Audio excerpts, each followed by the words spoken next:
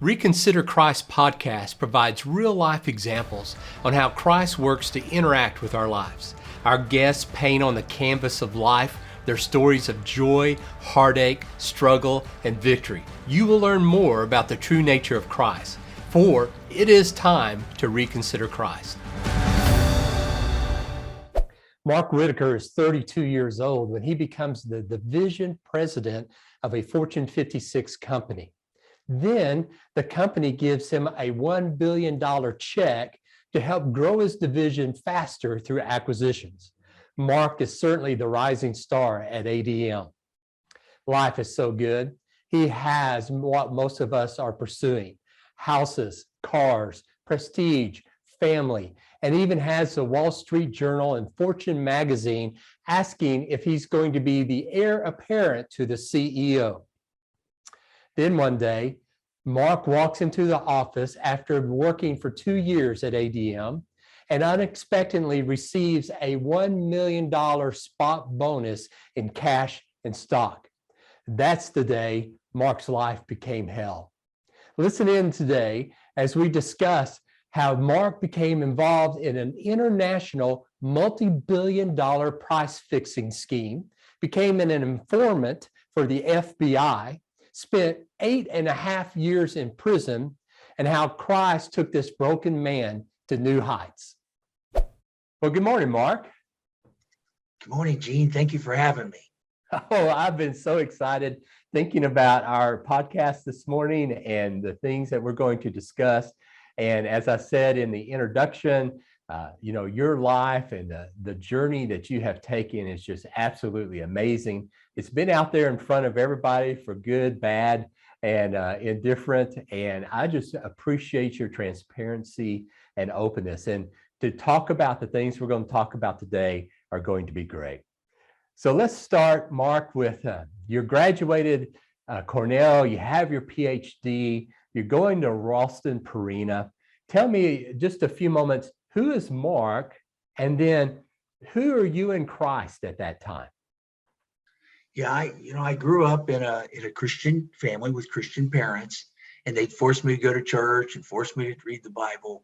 But I was so science driven. I finished Cornell with a PhD in biochemistry, specializing in nutritional biochemistry was my specialty. And that's why it was such a great fit for Ralston Purina, which is now Nestle's.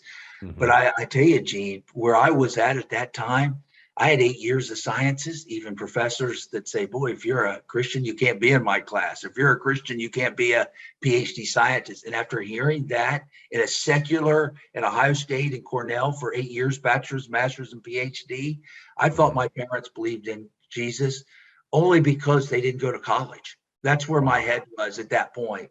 I mean, I looked at this professor that could be a potential Nobel Prize winner, feels like, boy, God does not exist, and that's all I'm learning. Who am I going to believe, them or my parents? And so I was not believing in God at all then. And I also fell in that Ivy League. All I heard was when the whole biotech industry was exploding in the early 80s, and I graduated in 83, lots of job opportunities, very high paid job opportunities. And I fell in that trap is, we're going to become millionaires with a PhD from an Ivy League school. And that became my focus, just to become a CEO of a large Fortune 500 company and all about me. So this is really at that stage in my life, when I graduated age 25, I was all about selfish leadership. This was, what am I going to have to do? How am I going to have to elbow my way up the corporate ladder? All about me. Forget about the dead bodies in the past. Just keep forward, right? Yes. All right. So obviously you're a superstar because of your driven personality, your education, your intellect. You're all in. You actually love this stuff, nutritional biochemistry, and doing very well. So take me from Ralston Purina, which is now Nestle, to Dugasa, which is now Evonik, one of the largest nutritional biochemical companies in the world, and talk about that transition and just those steps up in your career. Yeah, when I started off Ralston Purina right out of college, age 25, one of the vendors where we got some of our products, like amino acids like methionine and tryptophan, some key ingredients that we bought at Ralston Purina, were coming from a company called Degussa. As you said, now their name of Evonik, it'd be the second largest chemical company in Germany, right after BASF. And I got to know them really well. We were doing research on their products and their ingredients, buying millions of dollars worth of ingredients, to the point a couple of years later, after Ralston Purina, they gave me an offer to move to their headquarters, U.S. headquarters in New Jersey, Teterboro, New Jersey. And after about a year there, they took me to their world headquarters in Frankfurt, Germany, for about 4 years. And they only did that for a couple executives, ones that they usually want to bring back as either a CEO or a COO of the U.S.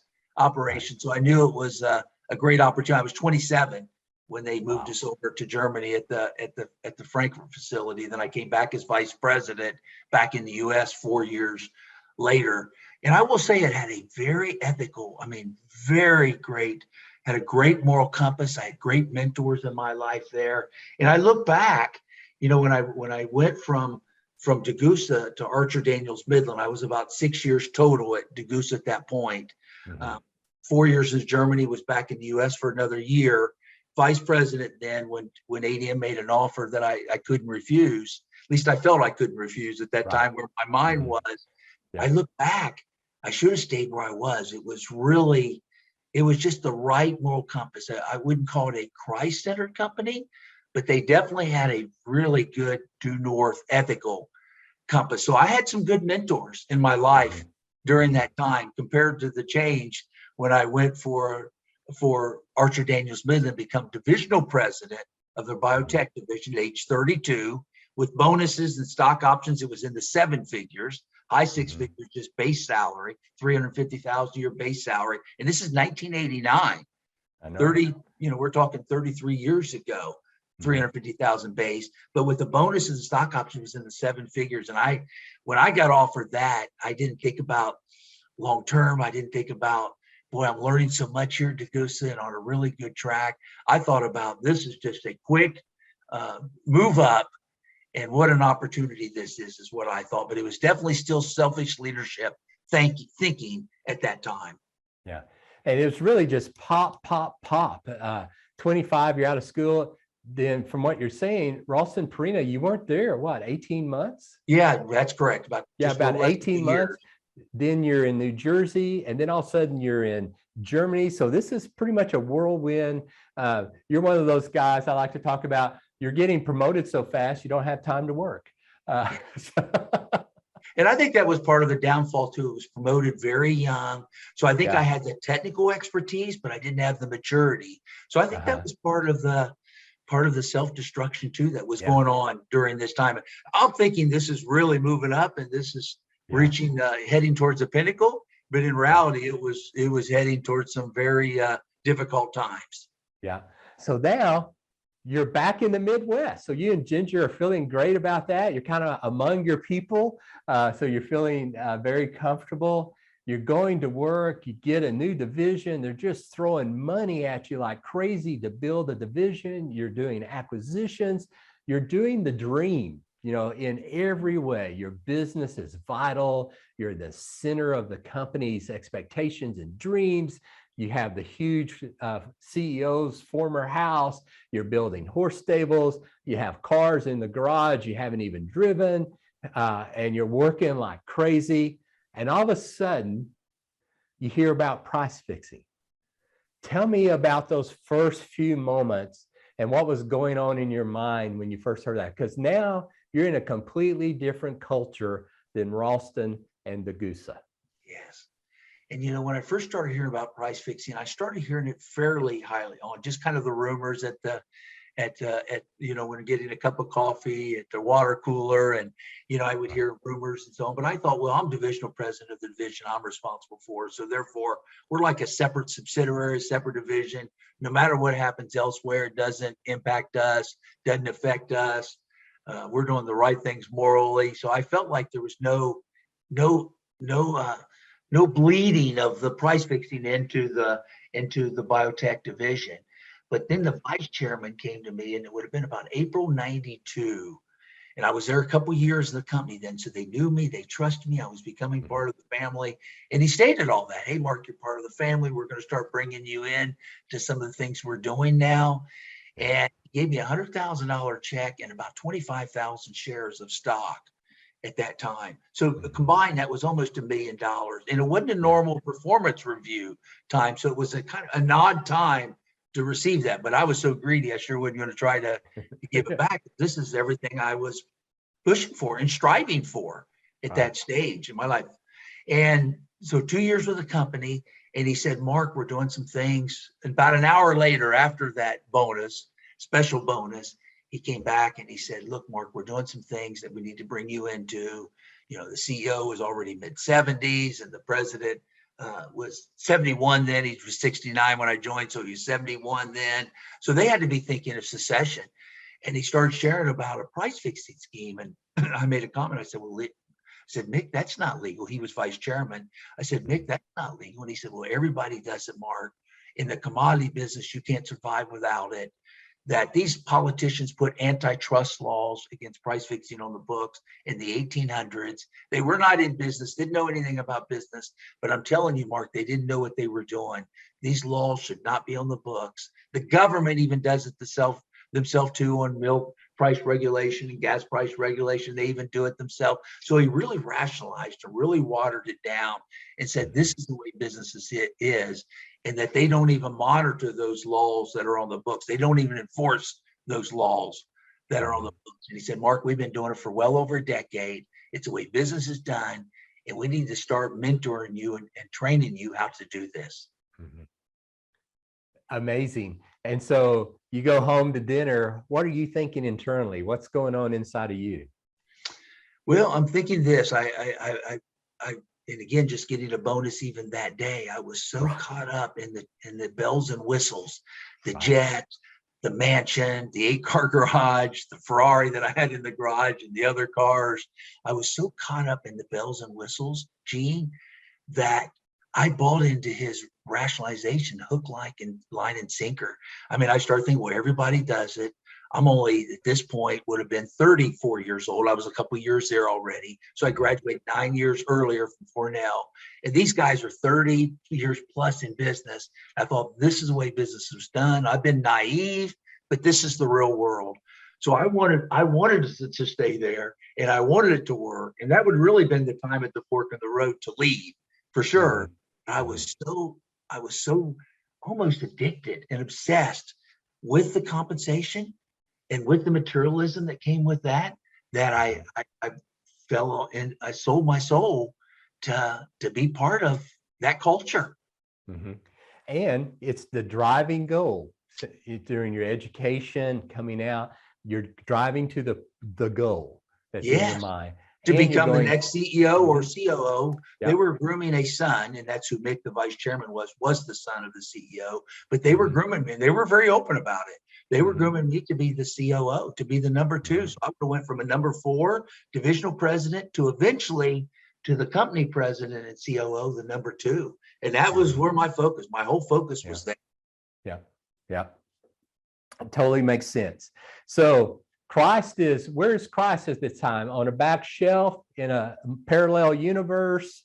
Where's Christ? My wife became a Christian during that time. She became a Christian 30, a year younger than me. So she would have been a Christian already a few years. So she was planting seeds and and I would go to church with her and my kids, but I'm telling you, it was one ear and out the other. When I'm sitting there in church, I'm thinking about the next deal that's going to happen on Monday. That's going to bring a big bonus.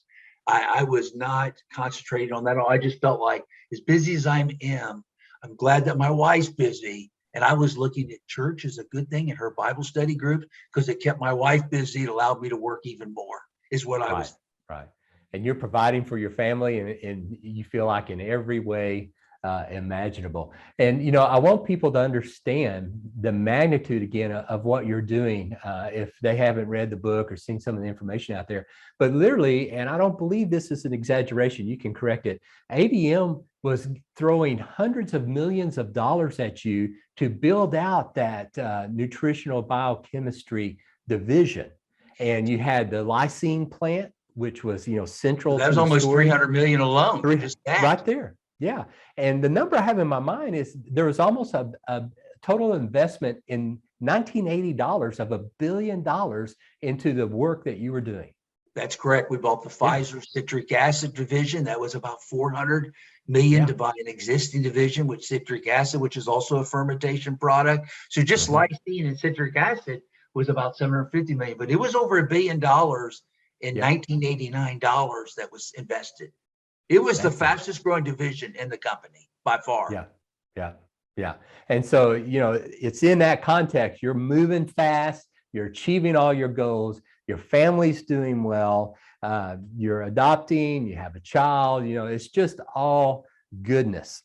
Yeah, from the And then, world's of course, perspective, Gene, they would drive by our house with big gates, this big mansion, 13,000 square foot mansion with columns. It was John Daniels' home, the founder of Archer Daniels Midland. And then the CEO I reported to that lived there for almost 30 years. So it was always either the founder or the CEO of ADM. And I thought, you live in that home, you're going to eventually be the next CEO of ADM. But people could drive by our home and say, that man has everything. But in reality, even then, there was a void that I thought there's got to be more to this. So I was asking that question. There's got to be more to this. Tell me, because as a business person, without a Christ perspective, and even with a Christ perspective, if I'm not focused, you do have everything.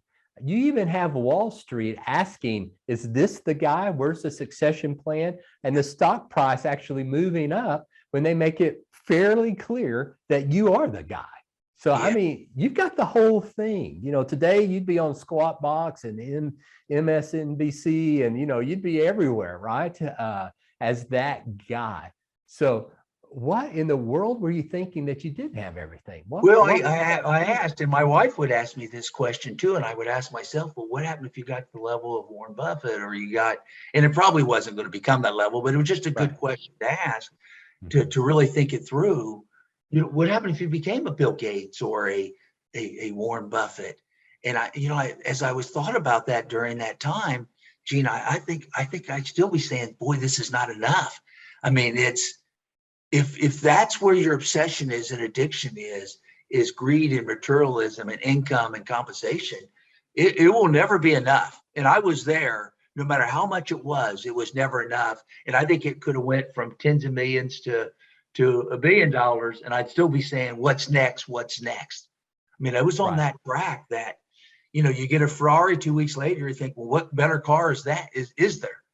Yeah. And that's the track I was on. Yeah. Every new bonus or new toy, or it was like, that's good for 2 weeks, but there's got to be more than this. So I was searching. During that time for purpose. That's fascinating. That is fascinating.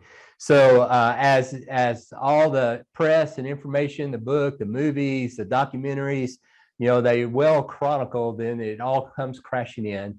You're under unbelievable pressure, 3 years of wearing a wire. I can't imagine never taking your blazer off in 3 years.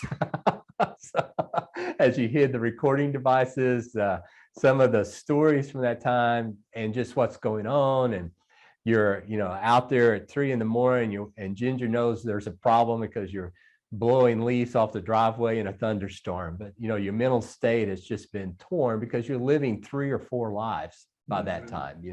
An informant, an aggressive businessman employee, you're trying to be a husband and a father to some degree, and it's just all caves in, and it comes down to your sentence. You had immunity and the price fixing. You became fearful because you didn't have anywhere else to turn. You started the embezzlement schemes, and that kind of took away your immunity because you had broken your contract with the government, and you wind up getting the longest prison term. So now the rock star in his 30s who has everything is about to go to prison. And for those who have not been there, you can't imagine, I'm sure, just the shock of walking into that world. So tell us some of your first thoughts and reactions as you're preparing to go to prison and you go to prison. Well, first off, I had an unbelievable plea agreement because the FBI was so appreciative of wearing a wire for 3 years. and risking my life. They said, Mark, if these guys catch you, they're going to kill you. This is an international cartel involving billions of dollars.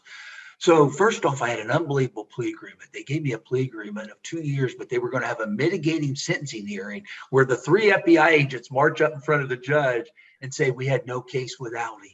He made some poor decisions under pressure, and we was under tremendous pressure wearing a wire for 3 years. They were going to say that we wouldn't allow our own agents today to wear one longer than a year, and he's wore one for 3 and was not trained and equipped. And so they said with the mitigating sentencing hearing that was going to happen would have been a 6-month plea agreement. 6 months would have been the final sentence. And, you know, my wife wanted me to sign it. My lawyer wanted me to sign it. And I just, after wearing a wire for 3 years, I just wasn't thinking clearly. And especially my wife wanted me to sign. I was mad at her because she's the one that really forced me to blow the whistle in the first place and to expose the case. So I was just so confused at that time and so upset with her at that time. I did not sign the plea agreement and ended up with 8.5 years in prison instead on a 10-year sentence. You get 15% off good behavior. So I would have went 6 months to 8.5 years. I was so depressed, I tried to kill myself twice. Right. Before going to prison. Right. And if I remember kind of the timing of those, the first attempt was at the mansion. And it was as the trial or the crime of price fixing had been exposed, the raids had taken place at that time, right? By That's the correct. FBI. Yeah. That's correct. And again, you were feeling all the pressure of that. Fortunately, the gardener landscaper finds you and pulls you out. And then the second time was after you obviously you tore up this great plea and you're fighting for your life now. And was the second attempt after the sentencing or during the trial? It was when I knew what the sentencing was. You get a pre-sentencing report and you see what your range is well before the sentencing day.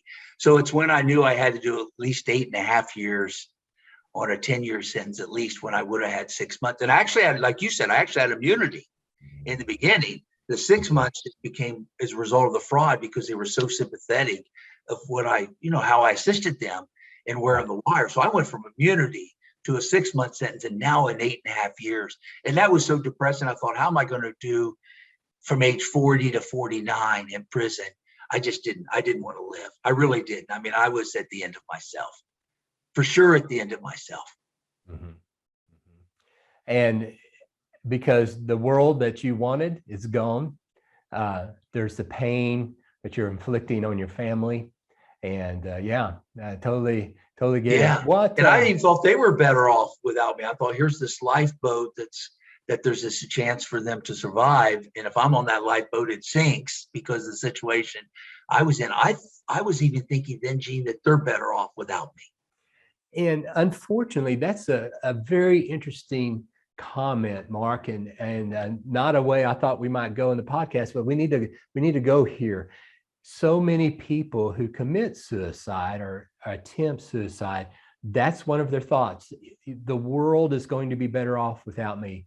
My family will be better off without me, and then just list several things. And that's the rationalization for the depression and the shame, whatever it is that they feel, just, overwhelmed by life.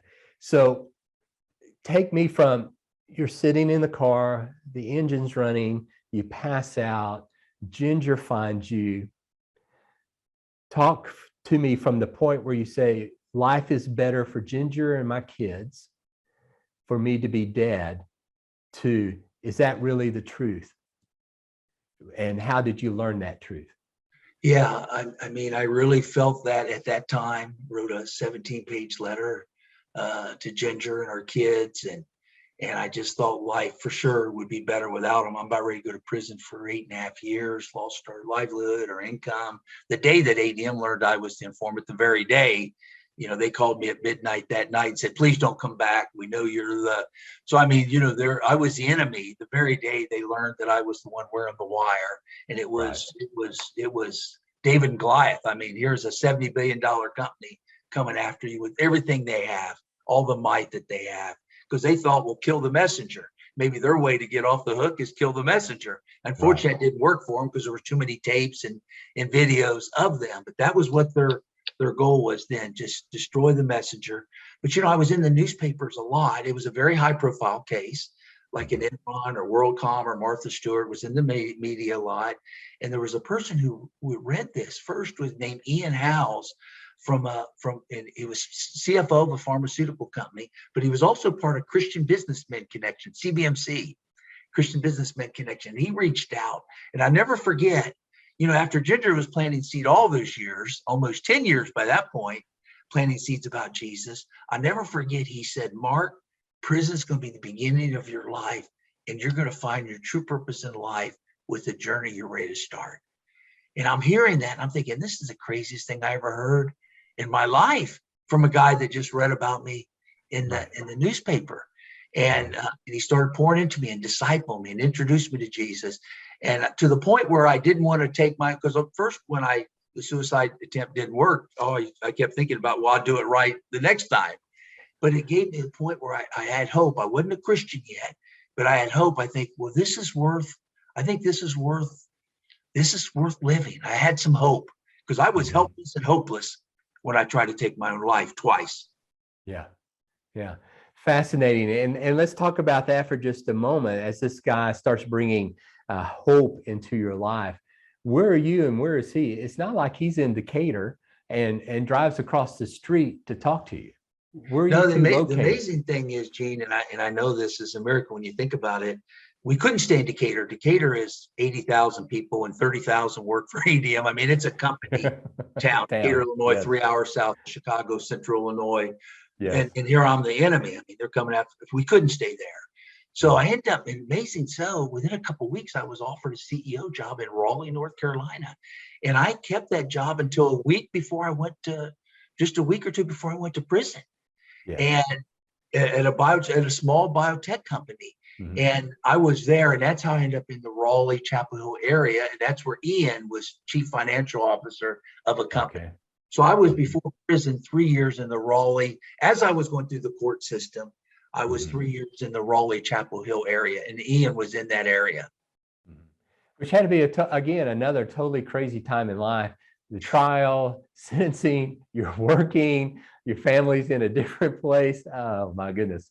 But here's this guy just penetrates through all that and says, your life is changing. It is. So that started giving me hope. It really did.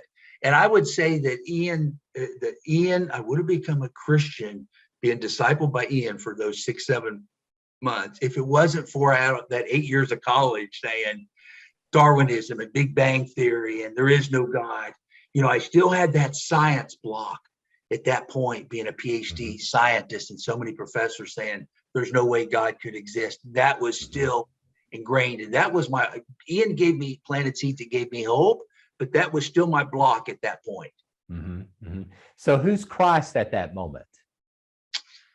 Christ in this moment is searching and exploring. I would have been probably a seeker and exploring, but was not yet convinced. I still would have been unconvinced at that point, but it was a maybe. It was maybe. I was a seeker and an explorer. And prior to that, prior to being broken, I wasn't even willing to seek or explore. I mean, it just was flat out, why do I need God? I've got control of all this. I sure don't need God. God's a crutch, was what I thought before. But at this point, by being broken, I was seeking and exploring. So Ian did give me hope to explore more. Just a timeline question. Your second attempt at suicide was in Raleigh. Yes. And Ian was already talking to you at that time. Yes. So there's a real battle then, because Ian is talking to you and you still are going to attempt suicide. Yes. Before I start a 8.5-year sentence. Yeah. So like I said, I wasn't there yet, but it was just this. Got it. It was almost this erratic behavior. One minute I had hope, and the next minute I think, I got 8.5 years. I've got to take my own life before I do that. Yeah. How is Christ getting into your life as you start your actual prison sentence? Well, a couple of things. Ian kept in touch with me very well during the time I was Amazing. incarcerated, all the way through, and still today, here 30 years Wow. later, still great friends, and I still consider him a mentor in my life. But there's ones in prison that were mature believers, and they were reaching out and wanted me to join Bible studies and come to the chapel. And probably one of the most significant things is Chuck Colson read about me and reached out to me early in my prison time. And Chuck Colson, who was the Watergate fan, went to Yes, prison. the hammer. Yeah, that man. He went to prison Yeah. during Watergate. He would have been a special White House counsel for President Nixon, had an office across the hall from the Oval Office. He became a Christian right during his brokenness, right before prison, in the 70s, during the Watergate scandal. And he reached out, and I didn't even know who Chuck Colson even was at that time. And I tell you what, the significant part Chuck did, he planted the same seeds that Ian was planting. But what Chuck did, he really saw the science block. We really opened up about that.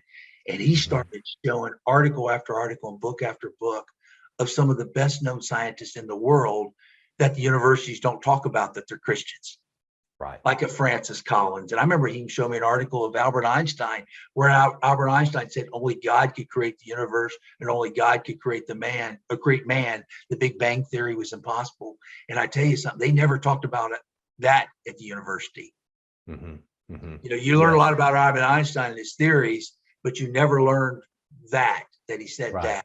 So he was really exposing to me the truth that a lot of these Christians, and Sir Isaac Newton, not only a believer in God, was a follower of Jesus and wrote just about as much about Jesus as God as he did about science. And none of that was ever discussed during my 8 years of education. So Chuck really helped me dismantle the science block that I had. These men coming into your life is just, I've used the word amazing already 20 times. So I'll try to think of another word: unbelievable, heartwarming. How about that? But Ian, and then your case is so high profile. Like you said, Fortune, Wall Street Journal, everybody's following it. And you had the gaggle of reporters in front of your house, back in the day. So it's very high profile. And then Chuck, starting his ministry for people in prison, actually reaches out to you and then takes the time in you as a person to talk at where you are in your journey and what's hung you up, and having the insight to walk you through that. That's amazing. And then it sounds like you're saying there was a support system within prison that was kind of helping to build that up also. Yeah, I would say that. I would say probably learning more through Ian and than Chuck. But those Bible study groups and prayer groups, they were just great support, great kind of supplements to the details I was learning from Ian and Chuck. That support system internally, where you had people around you all the time. Because in prison, you've got good people and you got bad people, and you want positive influencers in your life, because it's easy to go negative in prison too. And a lot of people come out negative and pessimistic. It all depends on who those influencers are in your life. And I was blessed to have positive influences, both in prison, excuse me, and ones reaching out to me like Ian Howells and Chuck Colson. And my family too, positive influence. Talk to us about the moment and the timing when you go, okay, Christ, I believe that you're God, that you're the Savior, and I want to follow you. Yeah, it was after Chuck was sharing with me several articles and several books, and scientists that I knew of, didn't know personally, but knew of and had great respect for, that were Christians and followers of Jesus. And I remember reading a book called Surprised by Faith by a biologist. He wrote it in 92. He's had 3 or 4 editions since then. But 92, I'm reading this in 98. And this book was a scientist that wanted to prove, named Don Byerly, Bierle, wanted to prove to all his friends that God did not exist. So he was an atheist at that time, and he researched and studied, and he became obsessed with proving that God did not exist. And he wrote a book in the end that God does exist and Jesus is the Son of God. And when I finished that book, Surprised by Faith is the first edition, 92 edition. I'm reading it in 98. And Mhm. after all the other articles and books that Chuck had already shared with me, I remember asking myself, how can you be a PhD scientist and not believe in God? How can you? At that point, that would have been June 4th, 98. And I would say that's when my life really took a turn. That's when Jesus really became front and center. And I surrendered my life and said, God, I've made a train wreck of my life. And it's a train wreck. I've got 8.5 years in prison now. Look what I've done to my family. It's a train wreck. And I said, God, I've got to turn this steering wheel over to you. And prior to that, I was holding on that steering wheel as tight as you can hold on to it. Amazing, amazing. Sorry, I'm using the word amazing again, but that's that's what it is. Then, so you're in prison, you're growing in Christ, you're understanding what faith is, and after your 8.5 years, like on day one out of prison, you have a job. How do you have a job the day after prison? You And know, not just a job. It's not like you're doing outbound calling for a marketing company. You're an executive again in the biochemistry world. yeah, and you know that's a miracle in this journey. And you know, my family stand with me, a miracle. Being married 43 years, coming up here in June, for sure a miracle, because most end up in divorce and situations like incarceration and trials, and Yeah. very few survive it. I mean, there's some statistics show that up to 99% divorce rate. But the fact my case was so high profile, there were executives that reached out from biotech and pharmaceutical world. And there's a Christian professor at Cornell, one that I studied under, became a Christian.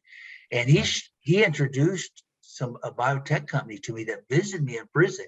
It had me review their patents and strategic plans, and really got to know quite a bit for the last 4 or 5 years I was in prison. Cornell, using that Cornell connection, this time in a whole different way, about you know about with a godly man, Yeah. and really supporting about what my future would be. And So this time person, out for just a second. So here you are now again pursuing your intellectual passion and your educational passion, but you're not in the mansion. You have no cars. Ginger is moving the kids from place to place, trying to figure out how she can be by you, which is a whole nother podcast. But now you're in prison. The irony of this is just mind-boggling. You're in prison doing what you love. yeah, at $20 a month, a 10 by 10 concrete floor, a locker, and a roommate, $20 a month. And able to assist and help in the biotech world, which that company ended up hiring me the day after I got out. So that's how that happened. Yeah. And that was Cypress Systems, who's working in cancer research, I believe. Is that correct? That's correct. With selenium, which was where I did my PhD thesis on the biochemical role of selenium in the pancreas. And I think that's why God led them to me, because I had some expertise in that area. Okay, so you walk out of prison with your $20 and a pair of clothes that Ginger had sent to you the week before. The physical thing is you had bulked up and got healthy, because besides working for Cypress Systems part-time, there's nothing much else to do. You know, read your Bible, which is great, be in devotion, and to work out. So you're in great physical shape, and the pictures of you when you're coming out of prison, I'm still envious of. So, you know, you're in great physical shape. You step out of prison and all that is, and you walk in to an office. Yeah. What's going on in your brain? Yeah, it was, you know, after 8.5 years, I was 49 at that point. I'm 64 now, so we're talking 16 years ago. And I mean, it was surreal to walk out and have regular civilian clothes on and a sport jacket, and working in an office where receptionist when you walk in the front. And it was surreal after 8.5 years in prison.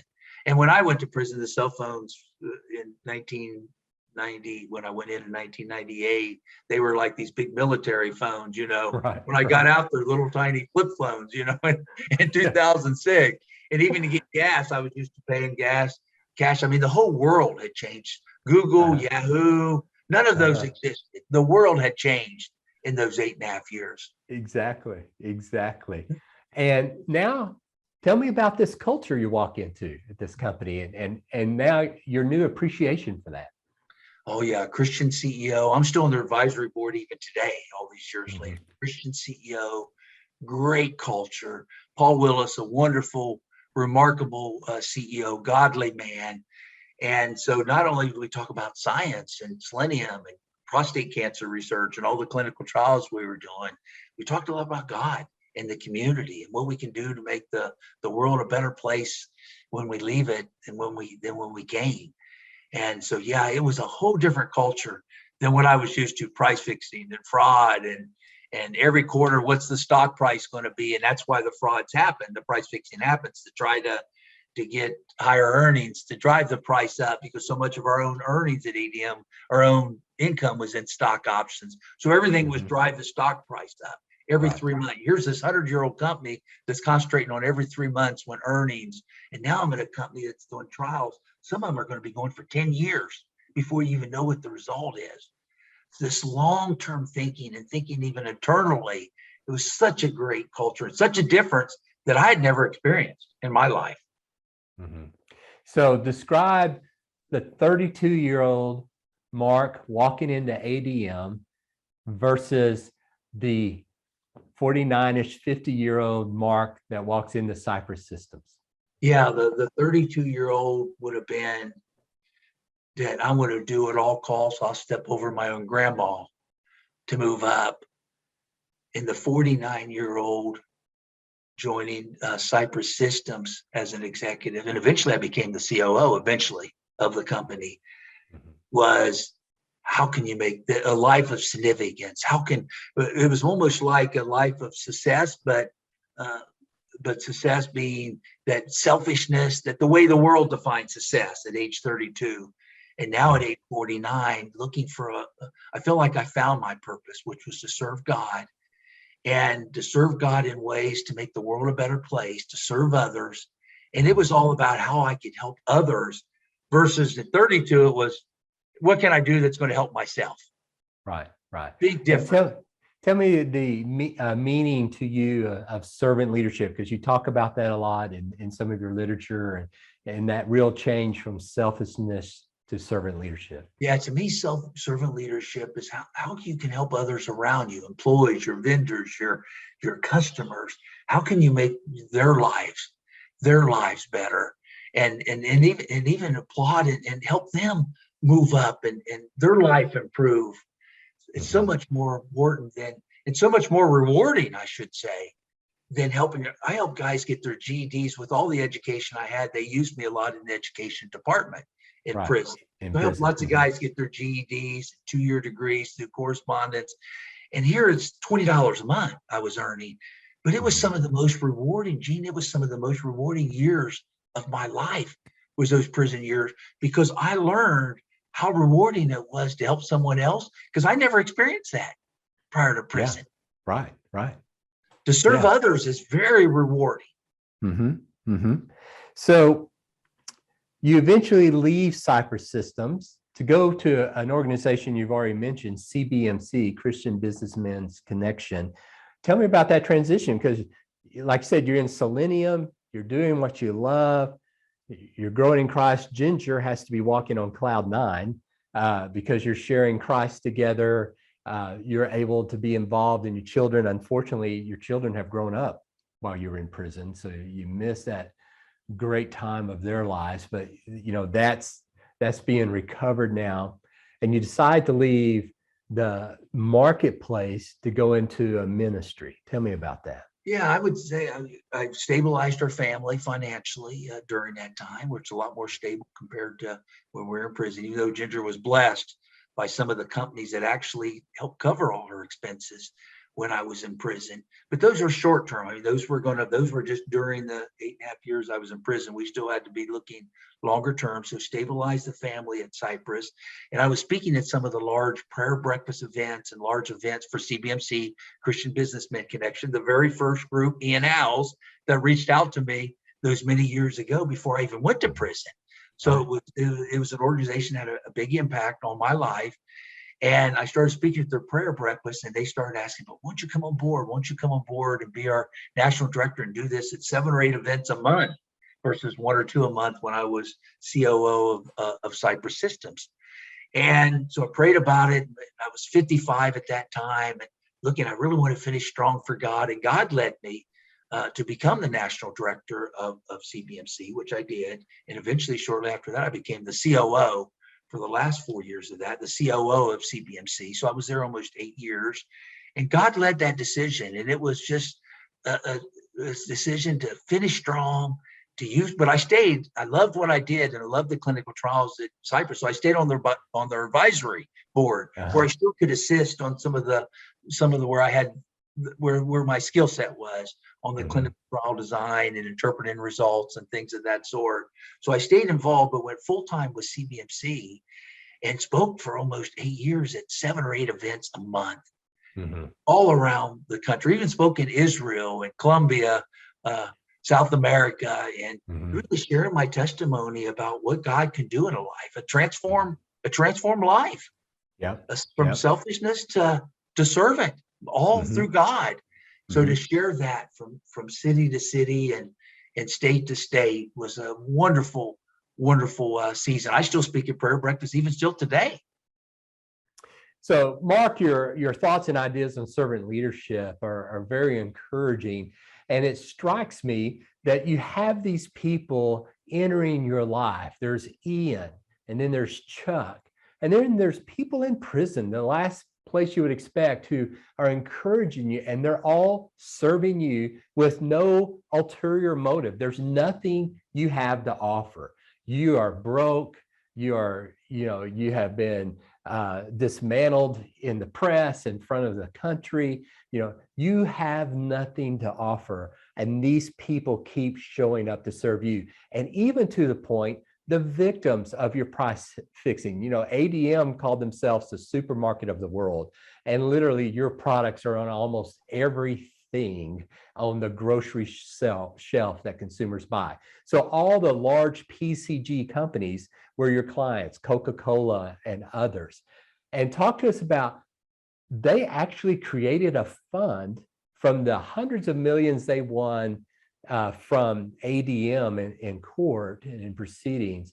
They actually created a fund to take care of Ginger and your kids while you're in prison. Talk me through that. Absolutely, they did. Several of them got together and they recognized the general counsel of Tyson Foods, who was a Christian at the time. This is years ago, and this would have been in '98. So we're talking 24 years ago, and they saw that without Ginger, the case would have never happened. And they saw that even the mistakes I made. I wore a wire for 3 years that exposed, at that time, the largest antitrust case in history. Right. And they were very sympathetic to that, especially sympathetic to what Ginger was going through when she did the right thing. And for that, they did finance my family during those 8.5 years I was in prison. The very people I was stealing from during that time in the late 80s and early 90s, being at ADM. And what did that do to your brain? Oh yeah, by that time I was a Christian, and I was praying. I said, God, I'm $20 a month. Ginger hadn't worked for almost a decade, being a stay-at-home mom. Adopted 2 of her children, then shortly after had our own. So we had 3 kids in 1 year, and I said that how's she going to survive this? And shortly after this, so I was a Christian, and I was praying about it, and I don't know if that'd be a lot or take or what that would be. And Ginger got a call from an attorney, and it was attorney representing those companies and that supported Ginger and financially. And it was a miracle. It really was. The victims of the case, to support my family, was an absolute miracle. And that gave further, just fed into my wanting to go Jesus even more, to see that I'm praying, how can I support my family and this to happen? Just even, I said, God, you are real. I'm seeing you every day. I'm not just reading about you now. I'm seeing you and feeling you, and just got even more obsessed to learn more about Jesus and God. It's not a materialism obsession anymore. It's Ginger, like she said, addictions are good if it's about Jesus and about God. So you do CBMC for a while, like I said, for 8 years. You're going around the country.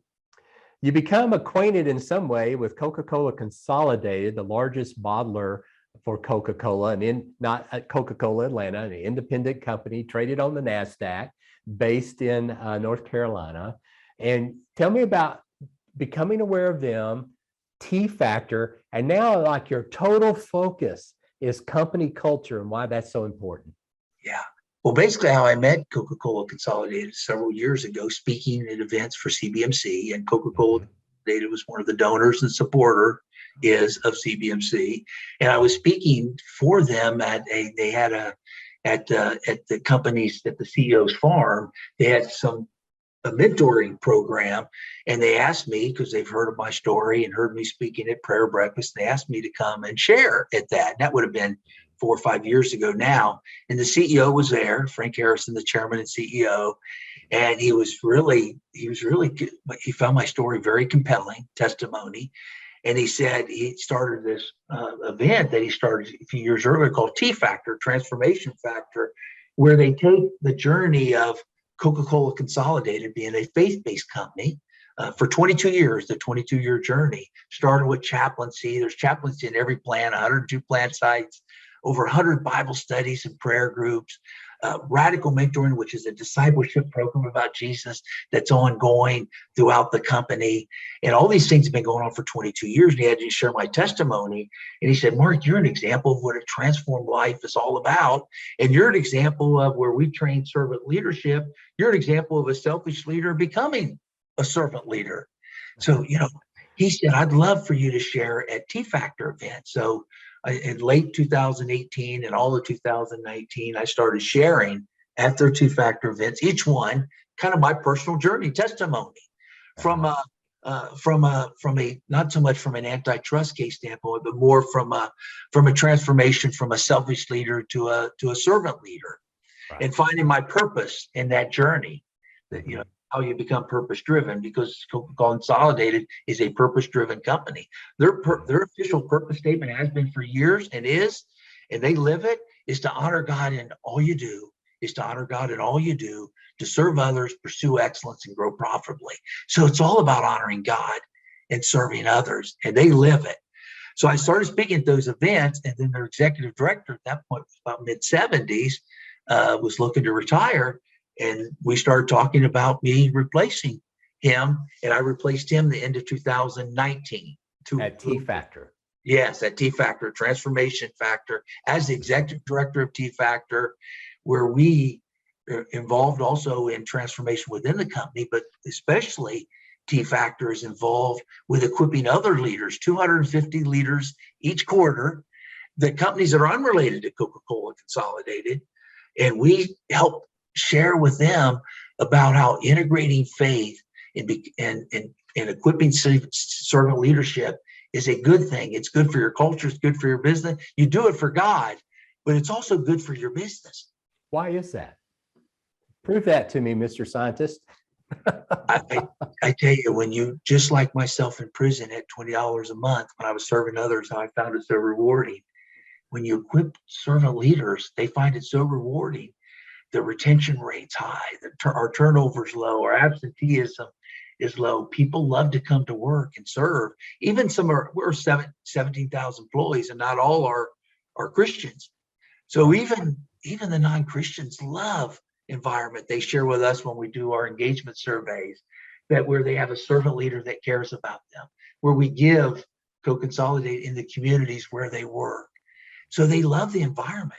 And it transforms a culture where they love to come to work and they can bring their whole self to work and be surrounded by servant leaders that care for them, and having a chaplain in their plant that cares for them.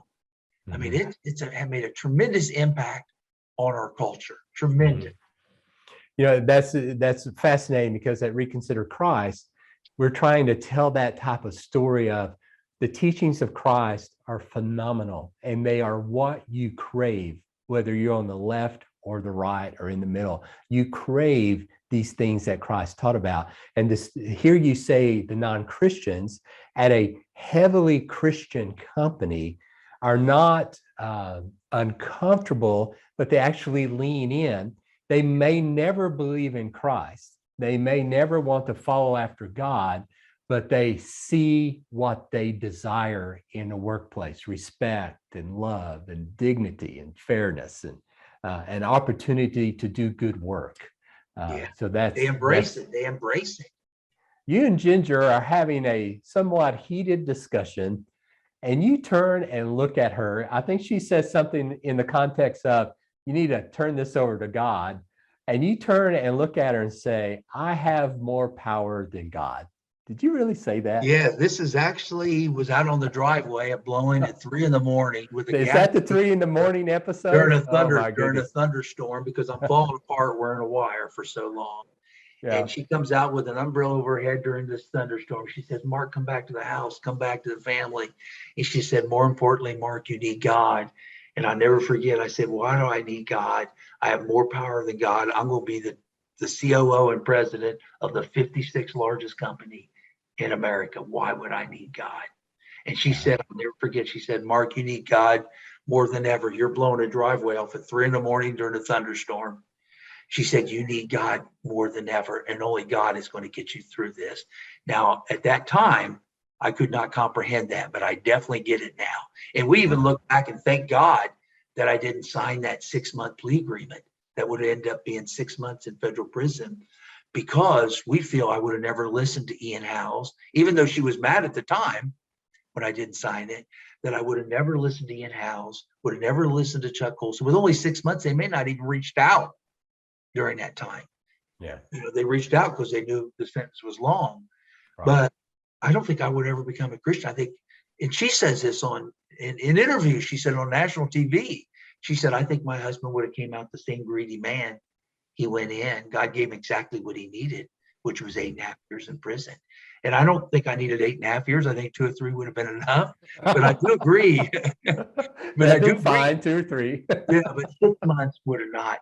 I don't think I would have listened to it. With Ian Howes reaching out in 6 months and eventually Chuck Colson, I think I would have said, I'm out of here in 6 months. Yeah. I would have not listened. I needed to be broken and to be the end of myself. Yes, yes, yes. And it took a lot because of the strength of your character to get to that broken spot. So I've got more power than God. Talk about to me now where your power comes from and how you feel about that.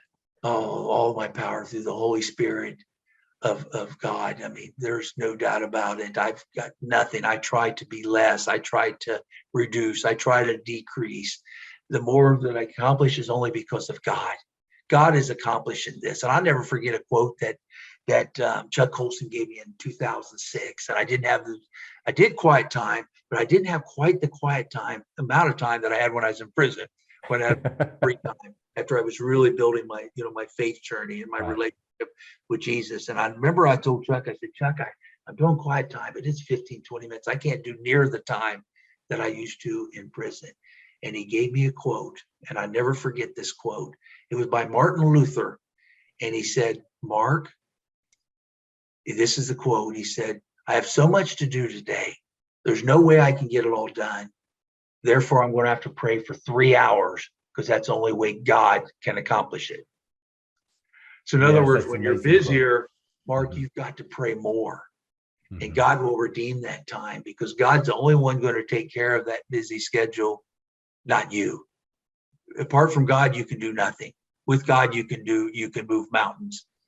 And that quote changed my life in my early journey in 2006, when I'm back into the corporate America. Thank you so much, Mark, for sharing with us today. Thank you so much for walking us through transparently all these transitions, and for what you're doing today to help establish better company cultures with the teachings of Christ through T Factor. And congratulations to Coca-Cola Consolidated for funding that and pushing that and being involved on a constant and consistent basis. So thank you so much. Thank you, Gene. Thank you for having me. Thank you. Mark's life and turnaround is unbelievable. Here's a summary of what I take away from his podcast. Number 1, no life is too broken for Christ to love. Number 2, Christ's power of forgiveness is the only true power that can redeem us from a broken life. Number 3, Company culture can bring out the best and the worst in us. And number 4, we must take time to build a moral basis with Christ's teachings.